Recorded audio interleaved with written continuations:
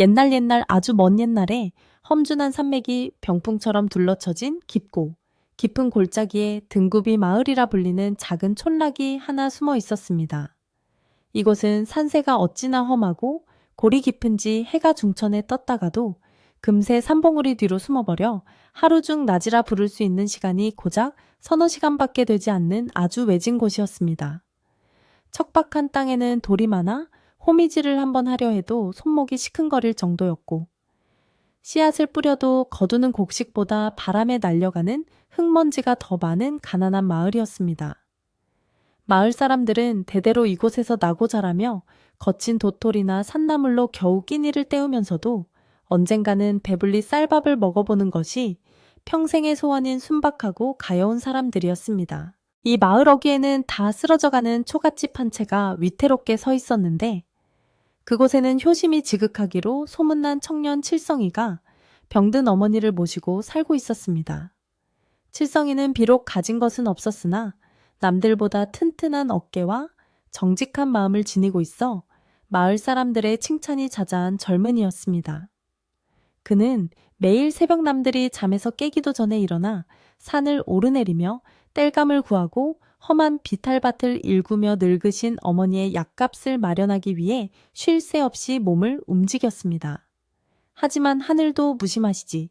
아무리 뼈가 부서져라 일을 해도 가난이라는 질긴 굴레는 좀처럼 벗겨지지 않았고, 어머니의 기침소리는 날이 갈수록 깊어만 갔습니다. 어느 해 늦가을 차가운 바람이 산등성이를 타고 내려와 마을의 앙상한 나뭇가지들을 흔들던 날이었습니다. 평소라면 산사의 소리와 바람 소리만 들려야 할 고요한 마을 입구 쪽에서 난생 처음 듣는 낯선 수레바퀴 소리가 삐거덕거리며 들려오기 시작했습니다. 그 소리는 마치 오래된 나무가 비명을 지르는 듯 음산하고 무거워서 밭에서 일하던 칠성이도, 마당에서 콩을 고르던 아낙네들도 모두 하던 일을 멈추고 고개를 들어 마을 어귀를 쳐다보았습니다. 안개가 자욱하게 낀 길 너머로 검은 칠을 한 거대한 수레 여러 대가 줄을 지어 아주 천천히 마을로 들어오고 있었습니다. 그 수레들은 마을 사람들이 평생 보아왔던 짐수레와는 차원이 달랐는데, 바퀴 하나하나가 장정의 키만큼이나 컸고 수레 전체가 검은 오칠로 번들거려 햇빛을 받으면 기묘한 광채를 뿜어냈습니다. 수레를 끄는 말들 또한 윤기가 흐르는 검은 말들이었으나, 이상하게도 말들의 눈빛은 생기가 없이 탁했고 입에서는 쉴 새 없이 허영김을 내뿜고 있었습니다. 마을 사람들은 두려움 반 호기심 반으로 하나둘씩 마을 중앙에 공터로 모여들었고, 칠성이 역시 지게를 내려놓고 걱정스러운 눈빛으로 그 행렬을 지켜보았습니다.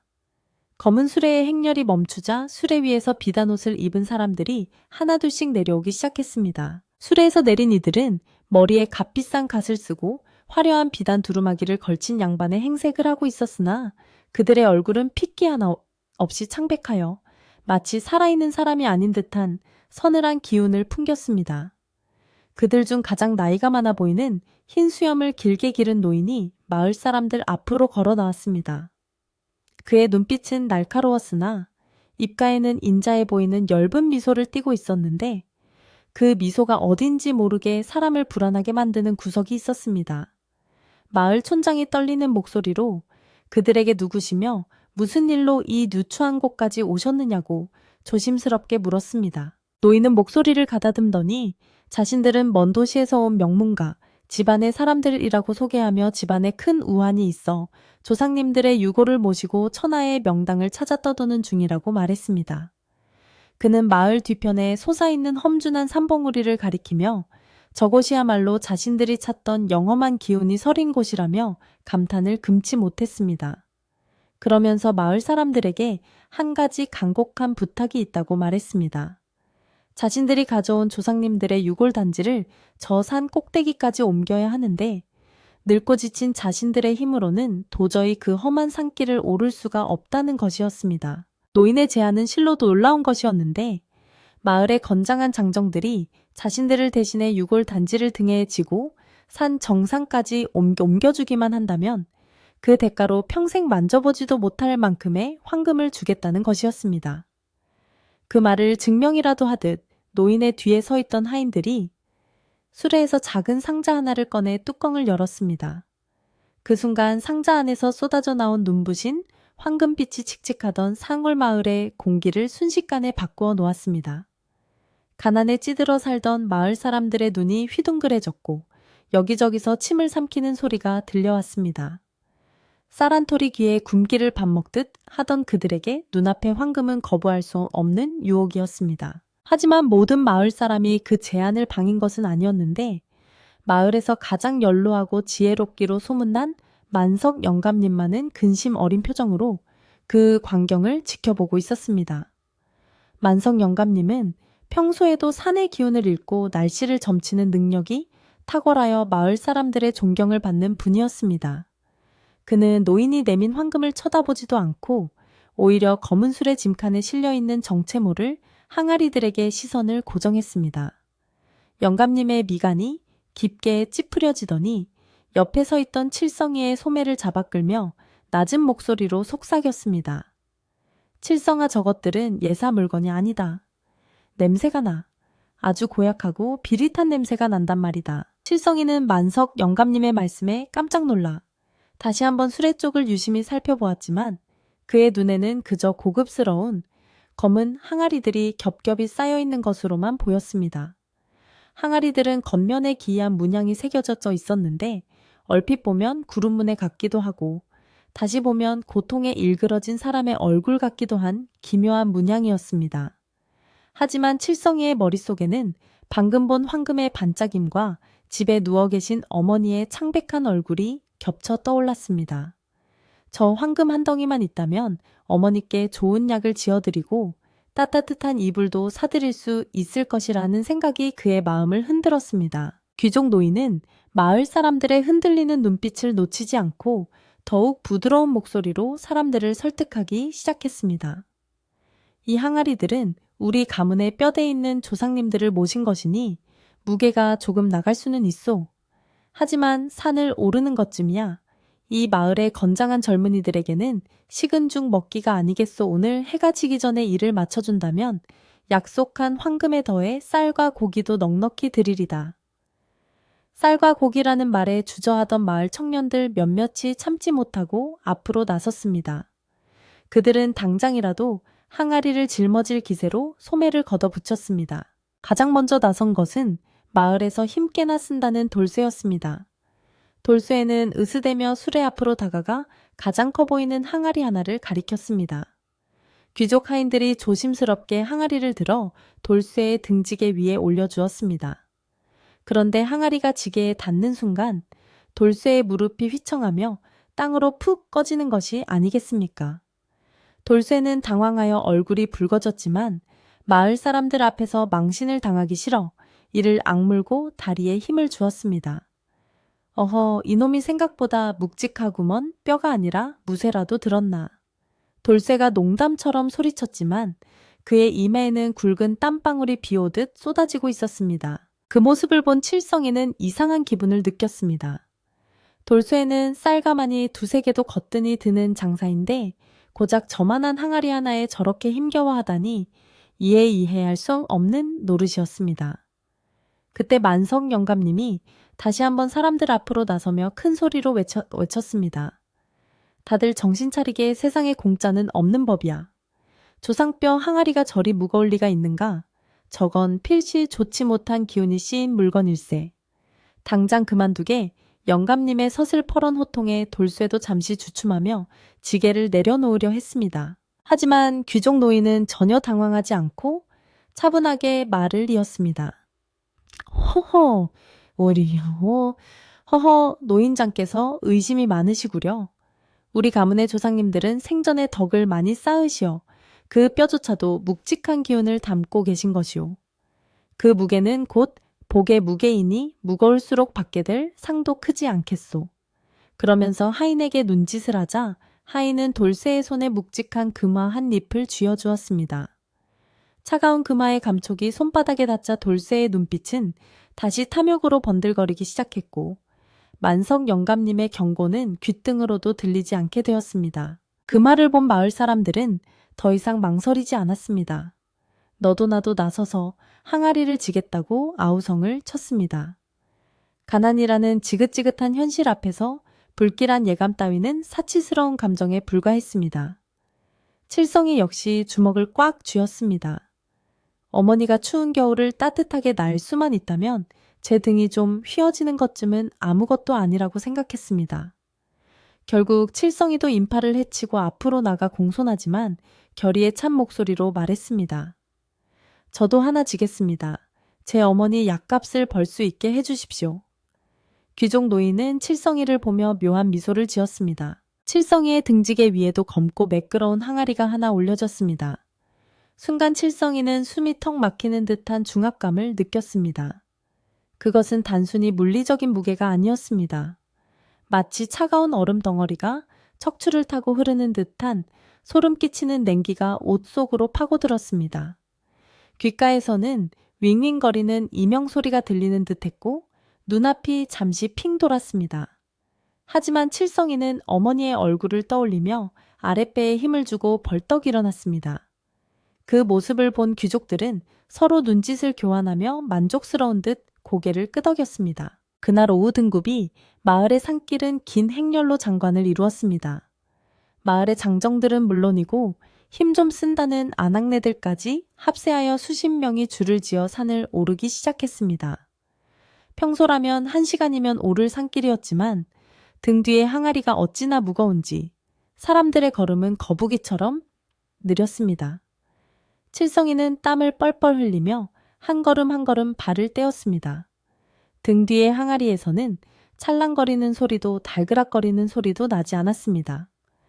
그저 묵직하고 끈적한 침묵만이 그를 짓누르고 있을 뿐이었습니다. 산 중턱에 이르렀을 때 앞서가던 돌쇠가 거친 숨을 몰아쉬며 잠시 쉬어가자고 소리쳤습니다.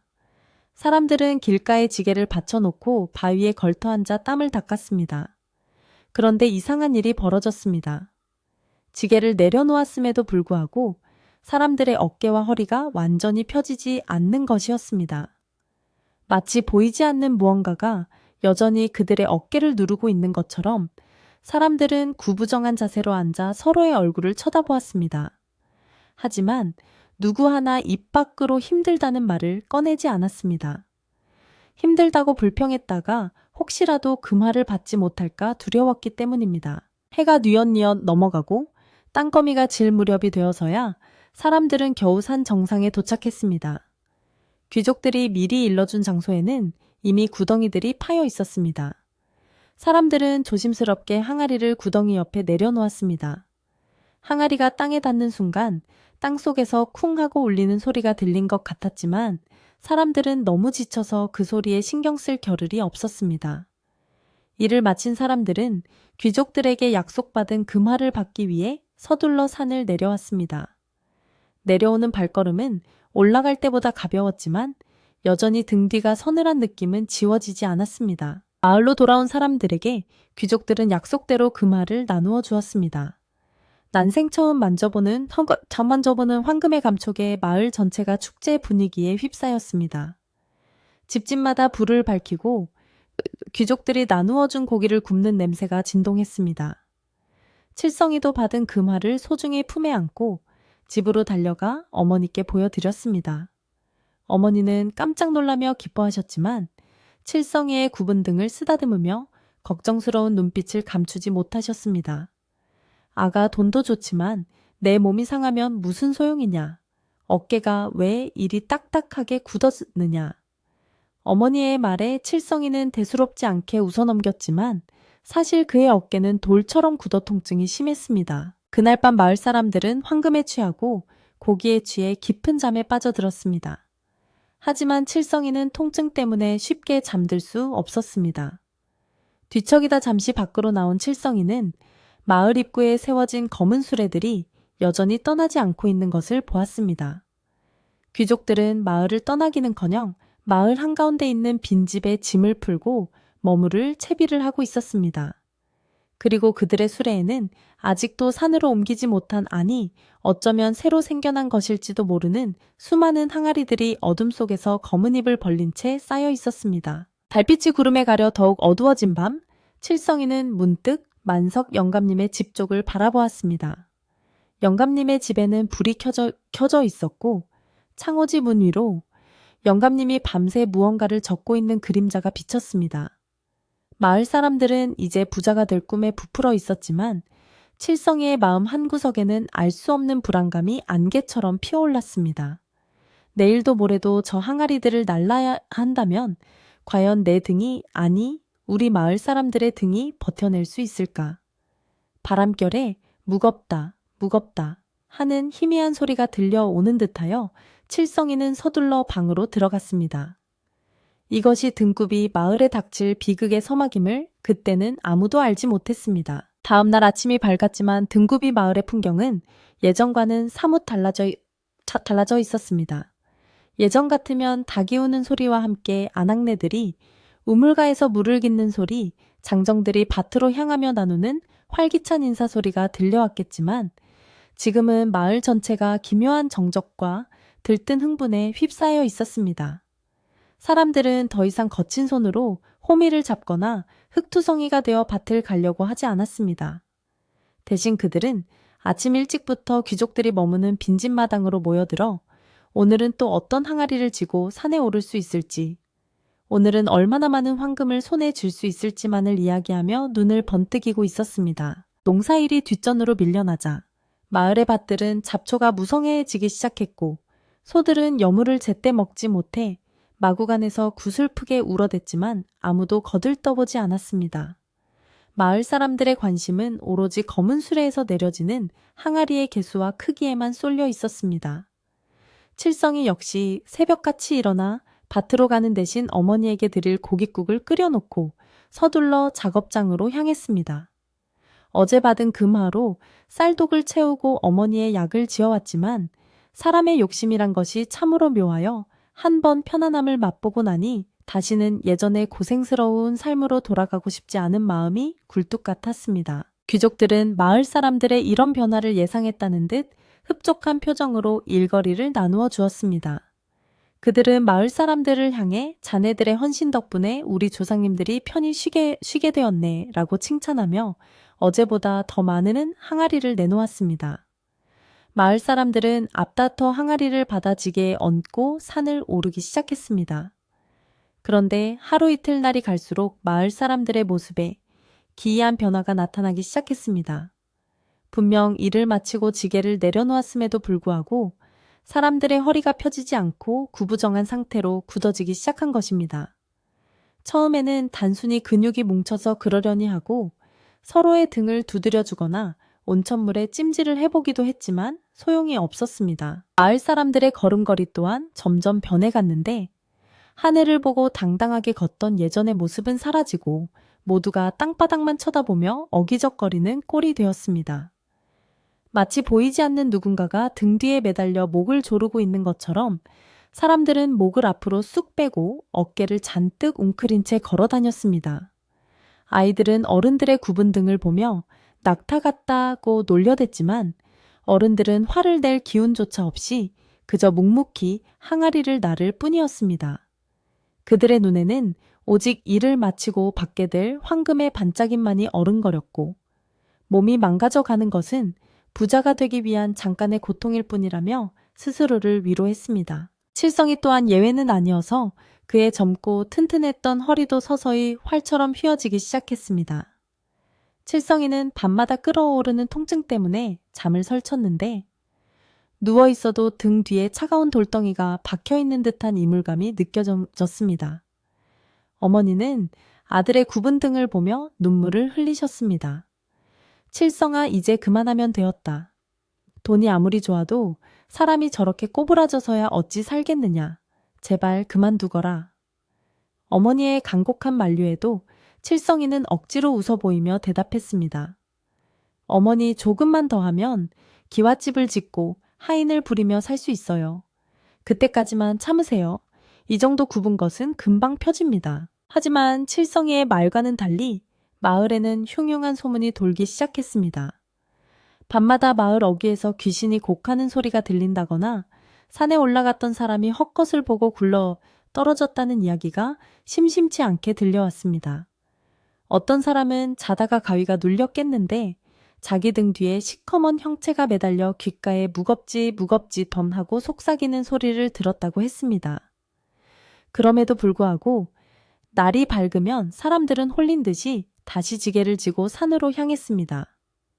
황금이라는 달콤한 독이 이미 마을 사람들의 뼈속 깊이 스며들어 이성적인 판단을 마비시키고 있었던 것입니다. 이 모든 상황을 지켜보던 만석 영감님은 더 이상 두고 볼 수 없다는 듯 지팡이를 짚고 마을 광장으로 나왔습니다. 영감님은 굽은 등으로 힘겹게 걸어가는 마을 청년들을 가로막고 서서 호통을 쳤습니다. 이놈들아, 너희 꼴을 좀 보거라.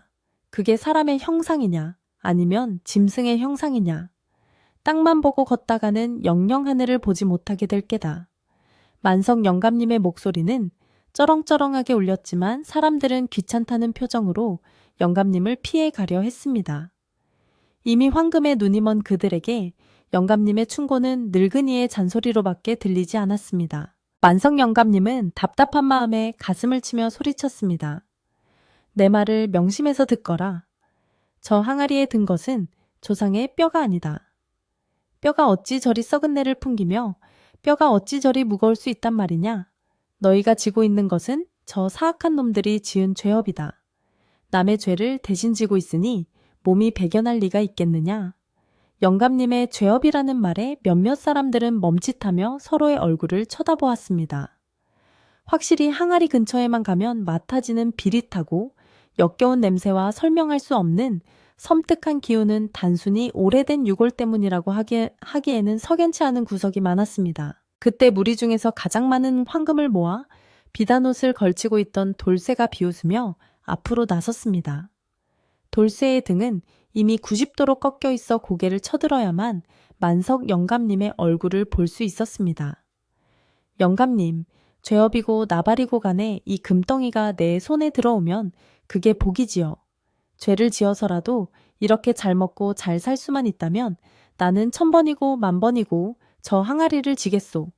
가난하게 살다 굶어 죽으나 등 좀 굽고 부자로 사나 매한가지 아니요.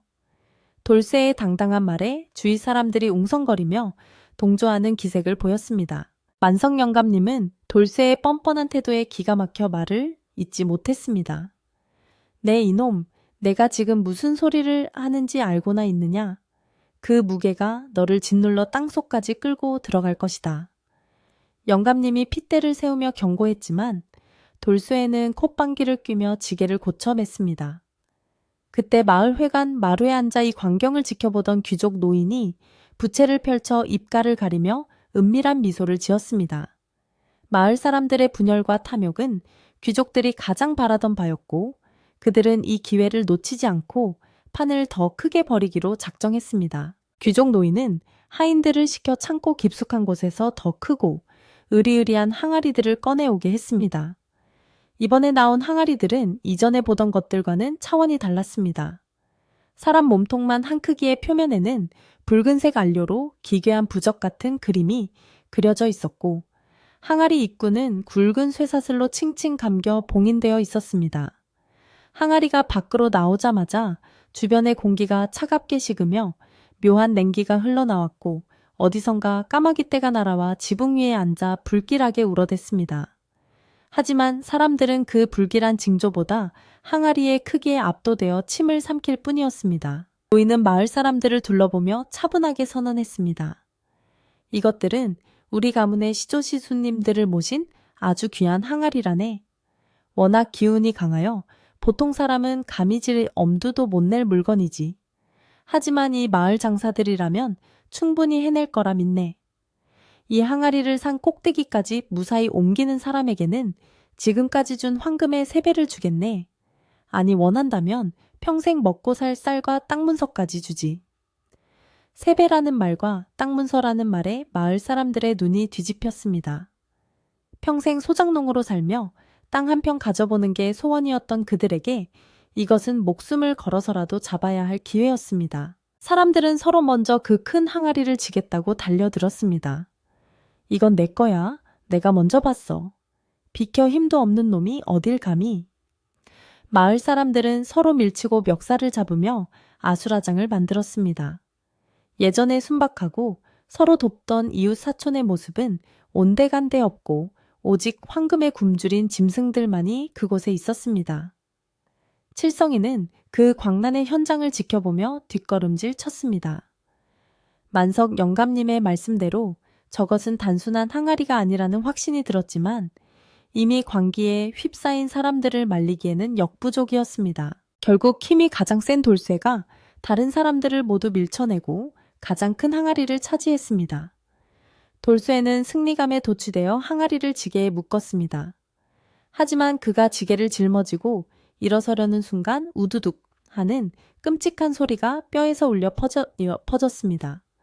돌쇠의 얼굴이 고통으로 일그러지고 다리가 부들부들 떨렸지만 그는 이를 악물고 비명을 참으며 억지로 몸을 일으켰습니다.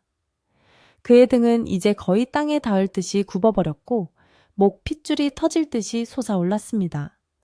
그 모습을 본 사람들조차 잠시 숨을 죽였지만 돌쇠가 한 발자국을 떼자 다시 환호성을 지르며 부러워했습니다. 그날 밤 마을은 황금빛으로 번쩍였지만 분위기는 그 어느 때보다 음산했습니다. 산을 다녀온 사람들은 앓는 소리를 내며 방바닥을 기어다녔고 칠성이의 집 마당에도 정체를 알 수 없는 그림자가 어른거렸습니다. 칠성이는 문틈으로 밖을 내다보았습니다. 달빛 아래 마을 길을 걸어가는 사람들의 그림자가 모두 기형적으로 굽어있어 마치 사람이 아니라 거대한 짐을 진 괴물들의 행렬처럼 보였습니다.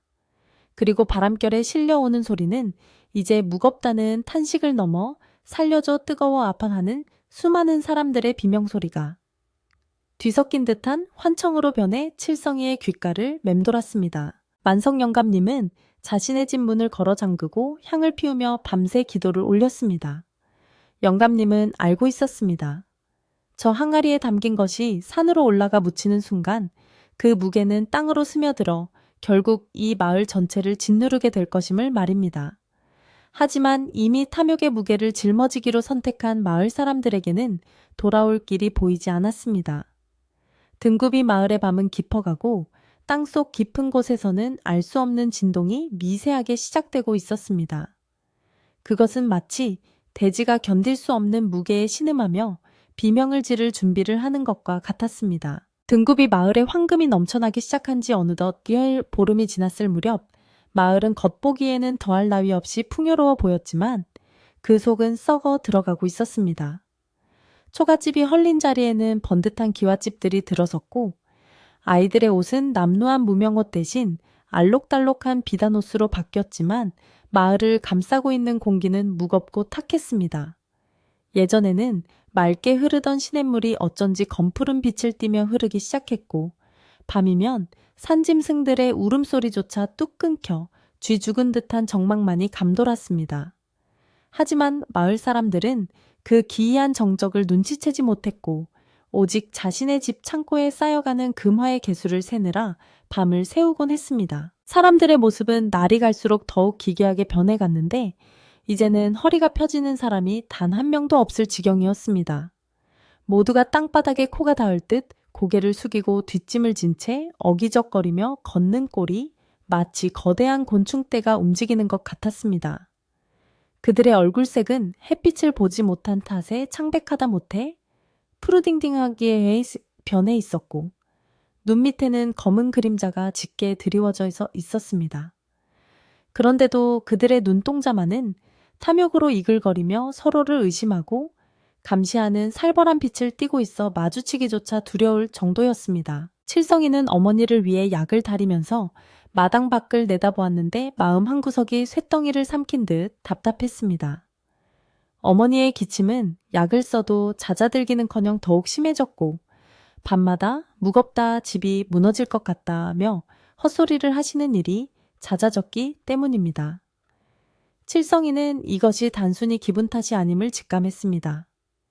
실제로 방바닥에 귀를 대보면 땅속 깊은 곳에서 웅궁거리는 진동이 미세하게 느껴졌고 부엌의 물그릇이 저절로 흔들려 물이 넘치는 일이 빈번하게 일어났습니다. 마치 이 땅 자체가 누군가의 등처럼 거대한 무게를 견디지 못하고 신음하고 있는 것만 같았습니다. 그러던 어느 날 귀족들은 마을 사람들을 모두 광장에 불러 모으고는 충격적인 선언을 했습니다. 이제는 어른들뿐만 아니라 10살이 넘은 아이들도 항아리를 져야 한다는 것이었습니다. 귀족 노인은 어린아이의 순수한 기운이 조상님을 더 편안하게 모실 수 있다는 말도 안 되는 핑계를 댔지만 사실은 더 많은 항아리를 빨리 처리하고 싶어하는 조급함이 역력했습니다. 마을 사람들은 잠시 주저하는 듯했으나 아이들에게도 어른과 똑같은 몫의 황금을 준다는 말에 부모들이 먼저 나서서 아이들의 등을 떠밀기 시작했습니다. 칠성이는 그 광경을 보고 경악을 금치 못했습니다. 아직 뼈도 여물지 않은 어린아이들에게 그 무거운 항아리를 지우다니 이것은 사람으로서 할 짓이 아니었습니다. 칠성이는 앞으로 뛰쳐나가 소리쳤습니다. 이건 너무합니다. 어른들도 골병이 드는 일을 아이들에게 시키다니요. 당장 그만두시오. 하지만 돌아온 것은 귀족들의 싸늘한 비웃음과 이미 눈이 멀어버린 마을 사람들의 타박뿐이었습니다. 칠성이 자네 돈 벌 기회를 왜 막는가? 우리 아이들도 한몫 단단히 챙겨야지. 이웃집 아저씨의 말에 칠성이는 말문이 막히고 말았습니다. 결국 칠성이는 이 끔찍한 일의 진상을 파헤치기 위해 오늘이야말로 기필코 끝을 보겠다는 마음으로 다시 지게를 졌습니다. 그는 다른 사람들 틈에 섞여 산을 오르면서 귀족들의 행동과 항아리의 상태를 유심히 살폈습니다. 오늘따라 산을 오르는 길이 유난히 미끄럽고 축축하게 느껴졌습니다. 며칠째 비가 오지 않았는데도 산길의 흙은 질척거렸고 밟을 때마다 썩은 낙엽 냄새와 비릿한 물 냄새가 섞여 올라와 코를 찔렀습니다. 칠성이는 숨을 죽이고 앞서가는 사람들의 등 위에 얹힌 항아리를 노려보았습니다. 산중턱 험한 너덜바위 구간을 지날 때였습니다. 칠성이의 바로 앞에는 옆집 사는 덕수가 힘겹게 발을 옮기고 있었습니다. 덕수는 욕심을 부려 자기 몸집보다 큰 항아리를 지고 있었는데 다리가 후들거려 금방이라도 쓰러질 듯 위태로워 보였습니다. 칠성이가 도와주려고 손을 뻗으려는 찰나 덕수가 질척이는 진흙을 밟고 미끄러지며 중심을 잃었습니다. 어이쿠 하는 비명과 함께 덕수의 몸이 뒤로 넘어갔고 지게에 묶여있던 거대한 항아리가 바위 위로 떨어지며 산산조각이 났습니다. 쨍그랑가 하는 경쾌한 파열음을 기대했던 칠성이의 예상과는 달리 항아리는 마치 잘 익은 호박이 터지듯 퍼석 하는 둔탁한 소리를 내며 깨졌습니다. 그리고 그 안에서 쏟아져 나온 것은 하얀 유골이나 보물이 아니었습니다. 시커멓고 끈적끈적한 액체가 봇물 터지듯 쏟아져 나오더니 바위 틈으로 스며들며 치익치익 하는 소리와 함께 독한 연기를 피워 올렸습니다. 그 검은 액체는 마치 살아있는 생물처럼 꿈틀거렸고 역겨운 악취가 순식간에 사방으로 퍼져 나갔습니다. 놀라운 것은 그 다음이었습니다. 깨진 항아리 파편 사이로 흘러나온 검은 액체 속에서 희미한 형체들이 아우성치며 솟아오르는 것이 보였습니다. 그것은 고통에 일그러진 사람의 얼굴 형상을 하기도 했고 탐욕스럽게 입을 벌린 짐승의 모습 같기도 했습니다. 칠성이는 분명히 들었습니다. 그 검은 형체들이 공기 중으로 흩어지면서 내는 소름 끼치는 비명소리를. 내놔, 내 거야, 죽어버려, 용서 못해. 수천 수만 명의 원한과 저주가 뒤섞인 듯한 그 소리는 산 전체를 울리며 칠성이의 고막을 찢을 듯이 파고들었습니다. 덕수는 너무 놀라 바닥에 주저앉은 채 뒷걸음질을 쳤습니다. 이게 뭐야? 뼈가 아니잖아. 귀신이다. 덕수가 공포에 질려 소리쳤지만 주위에 있던 다른 사람들은 항아리가 깨진 것보다 그 안에 든 내용물이 황금으로 바뀌지 않았다는 사실에 실망하는 눈치였습니다. 그러나 뒤따라오던 귀족 하인들의 반응은 달랐습니다. 그들은 사색이 되어 달려오더니 채찍을 들어 덕수를 마구 내리치기 시작했습니다. 이 멍청한 놈, 감히 귀한 업을 땅에 쏟다니 내 놈이 감당할 수 있을 줄 아느냐. 하인의 입에서 나온 업이라는 단어의 칠성이는 머리를 한 대 얻어맞은 듯한 충격을 받았습니다. 만석 영감님의 말씀이 옳았습니다. 저 항아리 속에 들어있는 것은 조상의 유골이 아니라 귀족들이 평생 저지른 죄악과 원한, 그리고 남들에게 떠넘기고 싶은 더러운 욕망 덩어리였던 것입니다. 귀족들은 자신들이 받아야 할 천벌과 저주를 항아리에 봉인한 뒤 돈으로 매수한 가난한 마을 사람들의 등에 지워산 신령이 깃든 이 신성한 산에 몰래 버리고 있었던 것입니다. 칠성이는 몸서리 쳐지는 공포와 분노를 느꼈습니다. 마을 사람들은 지금 황금을 얻는 대가로 귀족들의 끔찍한 죄를 대신 짊어지고 있었고, 그 죄의 무게가 사람들의 허리를 꺾어놓고 영혼까지 갉아먹고 있었던 것입니다. 깨진 항아리에서 나온 검은 기운은 산의 흙을 검게 물들이며 빠르게 주변으로 퍼져나갔고, 그 닿은 곳의 풀과 나무들이 순식간에 시들어 말라 비틀어졌습니다. 이것은 단순한 오염이 아니라 땅의 생명력을 죽이는 지독한 저주였습니다. 귀족 하인들은 깨진 항아리의 흔적을 급히 흙으로 덮으려 했지만 쏟아져 나온 검은 액체는 멈추지 않고 땅속으로 스며들었습니다. 칠성이는 더 이상 지체할 수 없다고 판단했습니다. 지금 당장 마을로 내려가 사람들에게 이 사실을 알리고 항아리 나르는 일을 멈추게 해야 했습니다. 그는 지게를 벗어던지고 산을 뛰어 내려가기 시작했습니다. 다들 멈추시오. 이건 속임수요. 우린 지금 저놈들의 죄를 뒤집어 쓰고 있는 거란 말이오. 칠성이가 목이 터져라 외쳤지만 산을 오르는 사람들의 행렬은 멈추지 않았습니다. 칠성이가 땀범벅이 되어 마을 광장에 도착했을 때 마을은 또 다른 항아리들을 싣고 온 수레들로 북적이고 있었습니다. 칠성이는 숨을 헐떡이며 마을 사람들 앞을 가로막았습니다. 여러분, 제발 제 말을 들으세요. 저 항아리 안에는 뼈가 없습니다. 썩은 물과 귀신 같은 것들만 들어있어요. 저놈들이 우리에게 죄를 떠넘기고 있는 겁니다. 칠성의 절박한 외침에 몇몇 사람이 걸음을 멈추고 웅성거렸습니다. 그러나 곧이어 귀족 노인이 부채를 탁 접으며 나타나 차가운 목소리로 말했습니다. 헤어허, 저 젊은이가 더위를 먹었나 보구려. 신성한 조상님의 혼백이 담긴 항아리를 모독하다니. 내가 듣자 하니 자네가 산에서 실수를 하여 귀한 항아리를 깨뜨렸다지 그 죄를 덮으려고 이런 헛소문을 퍼뜨리는 게 아닌가. 노인의 능수능란한 거짓말에 마을 사람들의 눈빛은 다시 의심으로 바뀌었습니다. 사람들은 칠성이의 진심 어린 호소보다 귀족이 약속한 황금을 더 믿고 싶어 했습니다. 이미 그들의 영혼은 황금빛 욕망에 잠식되어 진실을 마주할 용기조차 잃어버린 상태였습니다. 그때 돌쇠가 비틀거리며 칠성이 앞으로 다가왔습니다. 그의 등은 이제 완전히 굽어 얼굴이 무릎 근처에 와 있었습니다. 칠성이 네가 뭘 한다고 떠들어. 뼈든 똥이든 상관없어. 나는 이 돈으로 내 자식들만은 떵떵거리고 살게 할 거야. 비켜라. 방해하면 가만두지 않겠다. 돌쇠의 눈은 핏발이 서 있었고 입가에는 거품이 묻어 있었습니다. 그는 마치 주문에 걸린 사람처럼 칠성이를 밀치고 다시 항아리를 향해 기어갔습니다. 칠성이는 땅을 치며 통곡하고 싶었습니다. 바로 그때 마을 한가운데 있는 우물에서 쿠르릉 하는 소리가 들려왔습니다. 사람들이 놀라 우물가로 몰려갔습니다. 칠성이도 달려가 우물 안을 들여다보았습니다. 맑았던 우물물은 온데간데 없고 핏빛처럼 붉고 걸쭉한 흙탕물이 부글부글 끓어오르고 있었습니다. 물에서는 산에서 맡았던 그 역겨운 썩은 내가 진동했습니다.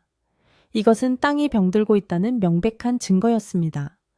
만석 영감님이 인파를 해치고 지팡이를 짚으며 나타나 붉게 변한 우물물을 보고 탄식했습니다. 아이고, 결국 사단이 났구나. 지맥디 이 끊어졌어. 땅이 더 이상 그 더러운 무게를 견디지 못하고 피를 토하고 있는 게야. 만석 영감님의 호통에 사람들이 술렁거리기 시작했습니다. 우물물이 붉게 변한 것은 예로부터 마을에 닥칠 큰 재앙의 전조로 여겨졌기 때문입니다. 하지만 귀족 노인은 눈 하나 깜짝하지 않고 말했습니다. 이것은 조상님들이 기뻐하여 내리는 홍복, 홍후의 징조일세. 붉은 물은 곧 붉은 금이 쏟아질 징조가 아니겠는가. 어리석게도 마을 사람들은 귀족의 그 말도 안 되는 억지 해석에 안도하며 다시금 탐욕의 끈을 부여잡았습니다. 붉은 물이 흉조라는 것을 알면서도 당장 눈앞의 이익을 놓치기 싫어 애써 외면하는 것이었습니다. 칠성이는 절망적인 심정으로 주위를 둘러보았습니다. 마을의 담벼락에는 금이 가기 시작했고 땅바닥은 어제보다 훨씬 물렁물렁해져 발을 디딜 때마다 쑥쑥 들어갔습니다. 마치 마을 전체가 거대한 늪 위로 떠내려가고 있는 것 같은 불안감이 엄습했습니다. 그날 저녁 칠성이는 만성 영감님의 집을 찾았습니다. 영감님은 짐을 꾸리고 계셨습니다. 칠성아, 이제 이 마을은 끝났다. 사람들의 욕심이 땅을 죽이고 하늘을 노하게 했어. 나는 떠날란다. 너도 어머니를 모시고 어서 이곳을 피하거라. 영감님의 말씀은 단호했습니다. 칠성이는 어머니를 모시고 떠나야 한다고 생각했지만 이미 굽을 대로 굽은 어머니의 허리와 자신의 몸 상태로는 멀리 도망갈 수 없음을 알고 있었습니다. 그리고 무엇보다 고향과 이웃들을 이대로 버리고 갈 수는 없다는 책임감이 그의 발목을 잡았습니다. 밤이 깊어지자 마을의 분위기는 더욱 흉흉해졌습니다. 땅속에서 들려오던 진동 소리는 이제 천둥 소리처럼 커져서 집안의 가재도구들이 덜덜 떨릴 정도였습니다. 그런데도 귀족들은 멈추지 않았습니다. 그들은 마지막 남은 가장 거대한 항아리, 소위 대왕 항아리를 마을 광장에 꺼내놓았습니다. 집채만한 그 항아리는 보는 것만으로도 숨이 막힐 듯한 위압감을 풍겼습니다. 항아리 주변에는 서리 같은 냉기가 흘러나와 한여름인데도 입김이 나올 정도였습니다. 귀족들은 내일 날이 밝는 대로 이 대왕 항아리를 산 정상으로 옮기는 자에게는 자신들이 타고 온 검은 수레와 말, 그리고 가지고 있는 모든 황금을 주겠다고 공언했습니다. 이 마지막 제안은 마을 사람들을 완전히 미치게 만들었습니다. 사람들은 붉은 우물물도 갈라지는 땅도 밤새 들려오는 귀신의 곡소리도 잊은 채 오직 그 대왕 항아리를 차지하기 위해 눈을 번뜩이며 밤을 지새웠습니다. 칠성이는 마당에 서서 그 광기 어린 풍경을 바라보며 주먹을 꽉 쥐었습니다. 내일 무슨 일이 있어도 저 항아리가 산으로 올라가는 것만은 막아야 한다고, 그것만이 우리 모두가 살 길이라고 굳게 다짐했습니다. 칠성이는 잠든 어머니의 손을 꼭 잡고 마지막 기도를 올렸습니다. 그의 굽은 등 위로 식은땀이 흘러내렸고 창밖에는 불길한 붉은 달이 떠올라 마을을 내려다보고 있었습니다. 바람 소리에는 수천 수만의 원혼들이 속삭이는 소리가 섞여 있었습니다. 무거워, 내려놔, 같이 가자. 내일이면 모든 것이 끝날 것이라는 서늘한 예감이 칠성이의 가슴을 짓눌렀습니다. 등굽이 마을의 운명을 가를 마지막 밤이 그렇게 깊어가고 있었습니다. 운명의 날 아침이 밝았지만 등굽이 마을의 하늘은 잿빛 구름으로 뒤덮여 해가 떴는지조차 분간할 수 없을 만큼 어두침침했습니다. 밤새 불어대던 바람은 뚝 그쳤으나 공기는 물을 머금은 솜처럼 무겁고 축축하여 숨을 쉴 때마다 폐부 깊숙이 비릿한 흙내가 스며들었습니다. 마을을 감싸고 있던 땅은 마치 물에 불린 떡처럼 물렁물렁해져서 사람들이 발을 내디딜 때마다 발목까지 푹푹 빠져들었고 그 틈새로 시커먼 물이 스며 올라왔습니다.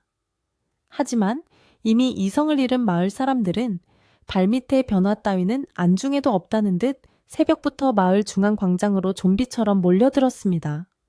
그들의 눈은 오직 광장 한가운데 놓인 거대한 대왕 항아리에 고정되어 있었고 입가에는 탐욕스러운 침이 질질 흐르고 있었습니다. 광장 중앙에 놓인 대왕 항아리는 실로 압도적인 크기와 기운을 뿜어내고 있었습니다. 어른 키 2배만 한 높이의 둘레는 장정 5명이 팔을 벌려야 닿을 정도였고 검은 표면에는 붉은색으로 쓴 부적들이 어지럽게 붙어 있어 보기만 해도 현기증이 날 지경이었습니다. 항아리 주변에는 마치 한겨울처럼 서리꽃이 피어올랐고 가까이 다가가기만 해도 살을 내는 듯한 한기가 느껴졌습니다. 귀족들은 그 옆에 서서 마을 사람들을 내려다보며 비릿한 미소를 짓고 있었습니다. 그들은 마치 투전판을 벌인 타짜들처럼 사람들의 욕망을 부추기며 마지막 파국을 즐길 준비를 하고 있는 듯 했습니다. 귀족 노인이 부채를 탁 치며 입을 열었습니다. 자, 날이 밝았네. 약속대로 이 대왕 항아리를 산 정상까지 옮기는 자에게는 우리가 가진 모든 것을 주겠네. 하지만 명심하게. 이 항아리는 천하의 기운을 담고 있어 보통 사람은 들기조차 힘들 것이야. 오직 간절한 마음을 가진 자만이 해낼 수 있지. 노인의 말이 떨어지기가 무섭게 마을 사람들은 서로 먼저 나서겠다며 아귀 다툼을 벌이기 시작했습니다. 비켜 내가 할 거야. 저리 꺼져 내 금덩이야. 사람들은 서로의 머리채를 잡고 주먹질을 해댔습니다. 이미 그들은 이웃도 친구도 아닌 그저 경쟁자일 뿐이었습니다. 그때 군중을 해치고 칠성이가 앞으로 뛰쳐나왔습니다. 칠성이의 등도 꽤나 굽어 있었지만 그의 눈빛만은 형형하게 빛나고 있었습니다. 그는 대왕 항아리 앞을 가로막고 서서 두 팔을 벌렸습니다. 모두 멈추십시오. 제발 정신 좀 차리세요. 이건 함정입니다. 칠성이의 절규에 가까운 외침에 사람들이 잠시 주춤했습니다. 칠성이는 핏대를 세우며 소리쳤습니다. 보십시오. 땅이 울고 있습니다. 우물물이 피처럼 붉게 변하고 우리 몸은 병신이 되어가고 있잖아요. 저놈들은 우리에게 보물을 주는 게 아니라 자기들이 받아야 할 천벌을 우리에게 떠넘기고 도망치려는 겁니다. 칠성이는 바닥에 떨어진 돌멩이 하나를 집어들어 항아리를 향해 던질 기세를 취했습니다. 이 항아리를 깨보면 알게 될 겁니다. 여기엔 조상님 뼈가 아니라 더러운 오물과 저주가 들어있다는 것을요. 칠성이의 돌발 행동에 귀족들의 표정이 일순간 굳어졌습니다. 하인들이 채찍을 들고 달려들려 했지만 귀족 노인이 손을 들어 제지했습니다. 노인은 오히려 여유로운 표정으로 마을 사람들을 향해 물었습니다. 허허, 저 젊은이가 미쳐서 신성한 물건을 깨려 하는구먼. 자네들은 어찌 생각하는가? 저 안에 든 것이 오물이라면 내가 내 목을 내놓겠네. 하지만 만약 보물이라면 저놈 때문에 다 날아가 버릴 텐데. 노인의 교묘한 이간질에 마을 사람들의 눈빛이 순식간에 살기로 바뀌어 칠성이를 향했습니다. 저 미친놈을 끌어내. 재수없는 소리. 하지마, 우리 복을 걷어차려고 작정했어. 사람들은 칠성이의 진심을 외면하고 오히려 그를 공격하기 시작했습니다. 돌쇠가 제일 먼저 달려들어 칠성이를 밀쳐 넘어뜨렸습니다. 칠성이, 너 이 자식 배가 아파서 그러지? 썩 꺼져. 돌쇠의 힘에 밀려 칠성이는 진흙탕 속에 처박혔습니다. 칠성이는 진흙 범벅이 된 얼굴을 들고 애원했지만 이미 탐욕에 눈먼 군중의 귀에는 아무것도 들리지 않았습니다. 돌쇠는 승리감에 도취되어 대왕 항아리 앞으로 다가갔습니다. 그는 침을 퇴에 뱉어 손바닥을 비비고는 항아리에 묶인 굵은 동아줄을 어깨에 걸었습니다. 으라차차. 돌쇠가 기압을 넣으며 힘을 주자 굵은 핏줄이 이마에서 터질 듯 솟아올랐습니다. 주변에 장정 서너 명이 달라붙어 함께 거들었습니다. 영차 영차. 사람들의 응원 소리와 함께 거대한 항아리가 조금씩 땅에서 들리기 시작했습니다. 항아리가 움직이자 땅속 깊은 곳에서 쿠구구구 하는 굉음이 들려왔지만 사람들은 그것이 돌쇠의 힘에 땅이 울리는 것이라 착각하고 환호성을 질렀습니다. 그러나 항아리가 지면에서 한 잣쯤 떠올랐을 때였습니다.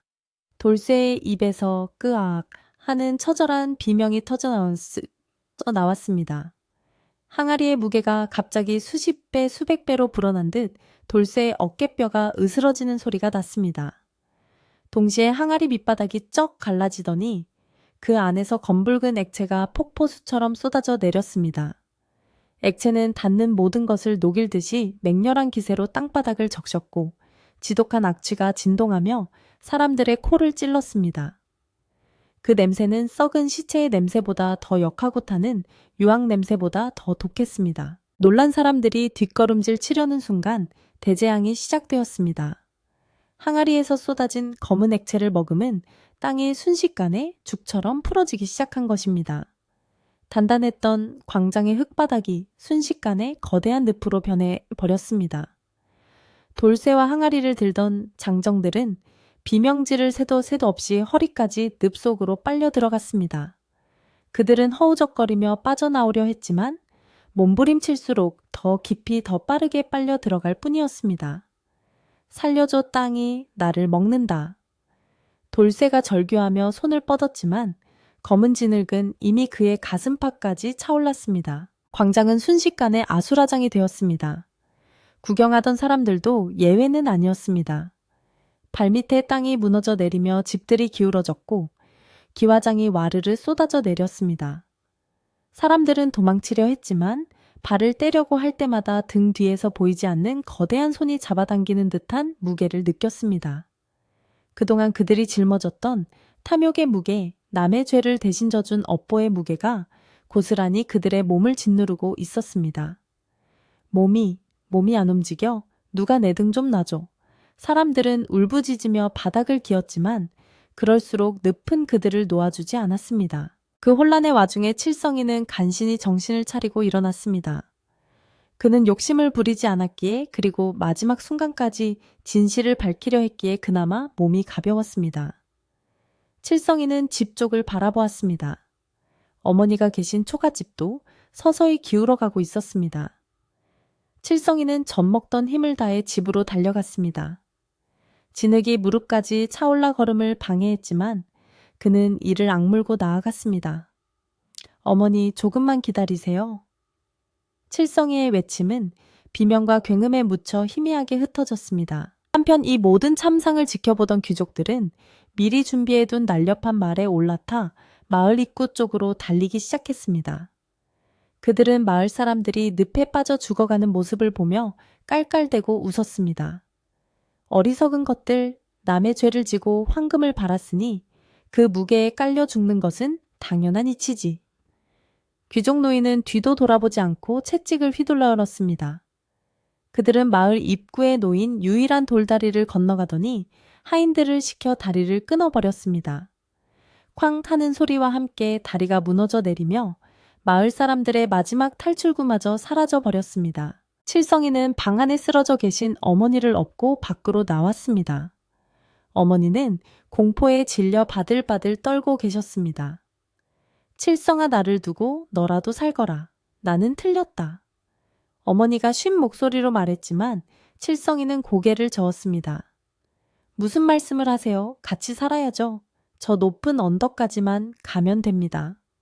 칠성이는 어머니를 업은 채 마을 뒤편의 언덕을 향해 필사적으로 기어 올라갔습니다. 그의 등도 휘어질 대로 휘어 있었지만 탐욕의 무게가 아닌 효심의 무게였기에 그는 버틸 수 있었습니다. 마을은 이제 거대한 진흙 구덩이로 변해가고 있었습니다. 황금을 챙겨 도망치려던 사람들은 금의 무게를 이기지 못해 가장 먼저 머리까지 잠겨버렸습니다. 내 금, 내 돈. 그들은 죽는 순간까지도 손에 쥔 금덩이를 놓지 못해 그 무게추에 매달려 스스로 무덤을 팠습니다. 반면 만성 영감님은 일찌감치 높은 지대로 피신하여 나무를 붙잡고 안타까운 눈으로 마을을 내려다보고 있었습니다. 영감님은 밧줄을 던져 가까이 있는 사람들을 구하려 했지만 밧줄을 잡은 사람들조차 몸이 너무 무거워 끌어올릴 수가 없었습니다. 집안이 완전히 붕괴되면서 지하수가 솟구쳐 올랐습니다. 붉은 물과 검은 진흙이 뒤섞인 탕류가 마을을 휩쓸었습니다. 화려하게 지었던 기와집들이 종이배처럼 부서져 떠내려갔고 검은 수레와 항아리들도 늪 속으로 꿀꺽 삼켜졌습니다. 대왕 항아리가 있던 자리는 가장 깊은 구멍이 뚫려 소용돌이 치고 있었는데 그곳에서 흘러나오는 검은 기운이 하늘까지 닿을 듯 치솟아 올랐습니다. 마치 지옥의 문이 열린 것 같은 참혹한 광경이었습니다. 칠성이는 숨이 턱까지 차올랐지만 멈추지 않았습니다. 발이 푹푹 빠지는 진흙탕 속에서 그는 오직 살아야 한다는 일념 하나로 험한 비탈길을 기어올랐습니다. 등 뒤에서는 이웃들의 비명소리가 하나둘씩 잦아들고 있었습니다. 그것은 구조된 것이 아니라 늪 속으로 완전히 사라졌다는 뜻이었습니다. 칠성이는 차마 뒤를 돌아볼 용기가 나지 않았습니다. 눈물이 앞을 가려 시야가 흐려졌지만 그는 어머니의 천을 느끼며 한 발 한 발 죽음의 늪에서 멀어지려 발버둥 쳤습니다. 마침내 칠성이가 단단한 바위, 언덕 위에 도달했을 때 마을 쪽에서 거대한 굉음이 한 번 더 울렸습니다. 우르르 쾅! 땅이 마지막으로 몸부림치듯 요동치더니 등굽이 마을 전체가 쑥대밭이 되어 지하로 가라앉았습니다. 먼지 구름과 물보라가 피어오르며 마을의 형체를 완전히 감추어 버렸습니다. 칠성이는 어머니를 바위 위에 내려놓고 그제야 털썩 주저앉아 아래를 내려다보았습니다. 그곳에는 더 이상 마을이 없었습니다. 오직 시커먼 진흙 늪만이 출렁거리며 방금 전까지 살아있던 모든 것을 집어삼킨 채 침묵하고 있을 뿐이었습니다. 생존자는 극히 드물었습니다. 미리 산으로 피신했던 만석 영감님과 욕심을 버리고 칠성이를 따라온 몇몇 아이들 그리고 칠성과 그의 어머니뿐이었습니다. 그들은 넋이 나간 표정으로 사라진 고향을 바라보았습니다. 늪 위로는 아직 가라앉지 못한 가재도구 몇 가지와 깨진 항아리 조각들만이 둥둥 떠다니고 있었습니다. 그리고 기이하게도 늪 곳곳에는 늪 밖으로 빠져나오지 못하고 굳어버린 사람들의 형상이 돌처럼 박혀 있었습니다. 그 모습은 마치 누군가에게 살려달라고 혹은 돈을 달라고 손을 뻗은 채 굳어버린 기괴한 조각상과 같았습니다. 해질 무렵 붉은 노을이 늪지대를 비추자 그 참혹함은 더욱 선명해졌습니다. 귀족들이 도망친 쪽을 바라보았지만 끊어진 다리 너머로 그들의 행방은 알 수 없었습니다. 하지만 칠성이는 알 수 있었습니다. 그들이 남기고 간 죄업의 무게가 사라지지 않는 한 그들 또한 언젠가는 그 무게에 짓눌려 파멸할 것임을 바람이 불어오자 늪지대 갈대숲 사이로 무겁다, 무거워 하는 듯한 바람 소리가 스산하게 들려왔습니다. 칠성이는 어머니를 부둥켜 안고 하염없이 눈물을 흘렸습니다. 등굽이 마을의 비극은 그렇게 막을 내렸지만 그 슬픈 전설은 이제 막 시작되고 있었습니다. 재앙이 휩쓸고 간 자리에 남은 것은 깊은 침묵과 차가운 밤바람 뿐이었습니다. 칠성이와 어머니, 그리고 만석 영감님과 간신히 목숨을 건진 몇몇 아이들은 바위 언덕 위에서 서로의 천에 의지한 채 떨고 있었습니다. 마을이 있던 자리는 이제 시커먼 물이 출러렁이는 거대한 늪으로 변해버렸고 그 위로 뜬 달은 무심하게도 창백한 빛을 비추고 있었습니다. 살아남았다는 안도감보다는 하루아침에 삶의 터전과 이웃을 잃었다는 상실감이 그들의 가슴을 시리게 파고들었습니다. 아이들은 훌쩍이며 부모를 찾았지만 대답 없는 메아리만이 늪의 수면을 스치고 돌아올 뿐이었습니다. 칠성이는 겉옷을 벗어 아이들을 덮어주며 이제 우리가 서로의 가족이 되어야 한다고 마음속으로 다짐했습니다. 밤이 깊어지자 늪지대에서는 기이한 소리가 들려오기 시작했습니다. 꾸르륵 꾸르륵 하는 물방울 터지는 소리와 함께 바람결에 실려오는 무겁다, 내려줘 하는 희미한 통곡 소리가 들리는 듯 했습니다. 만석 영감님은 지팡이로 바닥을 두드리며 사람들을 다독였습니다. 자, 여기 있으면 마음만 약해질 뿐이다. 산 너머 양지 바른 곳으로 가자. 산 사람은 살아야 하지 않겠느냐. 영감님의 말씀에 칠성이는 어머니를 다시 업고 일어섰습니다. 비록 가진 것은 아무것도 없었지만 등 뒤에 느껴지는 어머니의 숨결과 옆에서 옷자락을 잡고 따라오는 아이들의 온기가 칠성이에게 다시 일어설 힘을 주었습니다. 그들은 뒤돌아보지 않고 어둠을 헤치며 새로운 보금자리를 찾아 발걸음을 옮겼습니다. 그들이 자리를 잡은 곳은 늪이 된 옛 마을에서 산등성이 하나를 넘은 햇볕이 잘 드는 작은 골짜기였습니다. 그곳에는 맑은 계곡물이 흐르고 땅도 단단하여 다시 시작하기에 안성맞춤인 곳이었습니다. 칠성이는 가장 먼저 나무를 베고 흙을 다져 비바람을 피할 작은 움막을 지었습니다. 화려한 기와집도 아니고 황금이 가득한 창고도 없었지만 제 손으로 지은 소박한 보금자리는 그 무엇보다 아늑하고 편안했습니다. 어머니는 칠성이가 구해온 산나물로 죽을 끓였고 아이들은 숲에서 도토리를 주워와 보탰습니다. 처음 며칠은 배가 고파 잠을 설치기도 했지만 누구 하나 불평하는 사람은 없었습니다. 욕심을 버리고 얻은 이 작은 평화가 얼마나 소중한지 뼈저리게 깨달았기 때문입니다. 계절이 바뀌고 봄이 찾아오자 칠성이와 생존자들은 황무지를 개간하여 밭을 일구기 시작했습니다. 예전처럼 황금을 바라고 하는 일이 아니었기에 괭이질을 하는 팔은 아파도 마음은 깃털처럼 가벼웠습니다. 신기한 일은 땀을 흘리며 정직하게 일을 할수록 굽어있던 칠성이의 등이 조금씩 펴지기 시작했다는 것입니다. 돌덩이처럼 딱딱하게 굳어있던 어깨 근육이 풀리고 땅만 보고 걷던 시선이 점점 하늘을 향하게 되었습니다. 어머니의 기침 또한 맑은 공기와 마음의 평안 덕분인지 씻은 듯이 나았고 아이들의 얼굴에도 다시 홍조가 돌며 웃음꽃이 피어났습니다. 어느 날 마을 앞을 지나던 행상인으로부터 도망친 귀족들에 대한 소식을 듣게 되었습니다. 그들은 마을을 빠져나간 뒤 얼마 가지 못해 수레바퀴가 부서지는 바람에 오도가도 못하는 신세가 되었다고 했습니다.